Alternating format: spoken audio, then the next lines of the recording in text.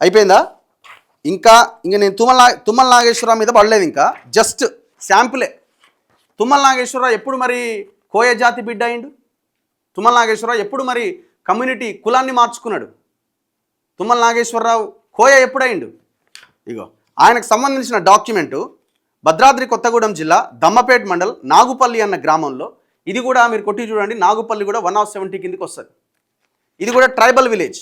ఈ ట్రైబల్ విలేజ్లో 602 A/1, 677 A, 670 2/1, 813 2, 819 E, 825 82/2, 913/2 A/3.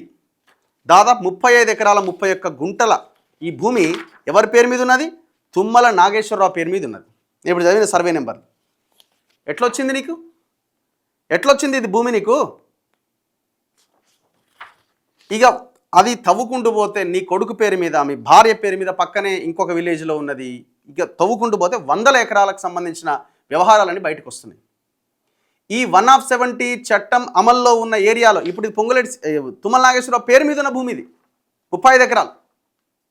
నాగుపల్లిలో 170 చట్టం అమల్లో ఉందా లేదా చెక్ చేయండి. దమ్మపేట్ మండల్ ఈ 170 చట్టం అమల్లో ఉన్న భూమిలో రికార్డ్స్ అన్ని ట్యాంపర్ చేసి ట్రైబల్ల చేతిలో, అక్కడున్న ఆ గిరిజనుల చేతిలో ఉండాల్సిన భూమి గిరిజనేతరుల చేతిలో, ఇగో వీళ్ళ చేతిలో ఉన్నది. అధికారాన్ని అడ్డం పెట్టుకొని మొత్తం భూమిని అంతా కొట్టేసిరు. బెదిరించి ఒకవైపున, కొనుగోలు చేసి ఇంకొక వైపున. అసలు ఎట్లా కొనుగోలు చేస్తారు? మీరు మంత్రులు కదా, మీరు రాజ్యాంగం మీద ప్రమాణం చేసి మంత్రులు అయ్యారు కదా, కాంగ్రెస్ గవర్నమెంట్ ఉంది కదా, 170 చట్టం మీరే తెచ్చారు కదా 1971లో. 171 చట్టం తెచ్చిన మీరు మరి అదే చట్టానికి తూట్లు పడుస్తుంటే, గాంధీజీ ఆశయాలకు తూట్లు పడుస్తుంటే మరి ఏం చేస్తున్నట్టు? మళ్ళీ గాంధీ విగ్రహం పెడతారట 125 అడుగుల 100 అడుగులు.